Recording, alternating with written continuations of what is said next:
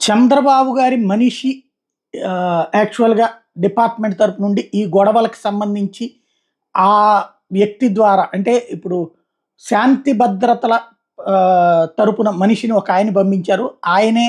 ఆయన ఫెయిల్యూరే ఇదంతా అని చెప్తున్నారు. మిశ్రా ఆయన చంద్రబాబు మనిషి అని ఇంతకుముందు చెప్పుకున్నాం గదా! అది వీళ్ళు ఆరోపిస్తున్నారు వైఎస్ఆర్ కాంగ్రెస్ పార్టీ అని. ఎవరు అన్నటువంటిది ఇప్పుడు తాజాగా బయటపడింది. మాచర్ల ఏది ఏదైతే దీపక్ మిశ్రా, నిమ్మగడ్డ ఇద్దరు స్నేహితులని ఒక మాజీ రిటైర్డ్ జస్టిస్‌కి సంబంధించినటువంటి బాగా ఫేమస్ రిటైర్డ్ జస్టిస్‌కి సంబంధించినటువంటి హోటల్‌లో వీళ్ళందరూ కూర్చున్నారన్నటువంటిది ఒక అంశాన్ని వెలుగులోకి తీసుకొస్తున్నారు.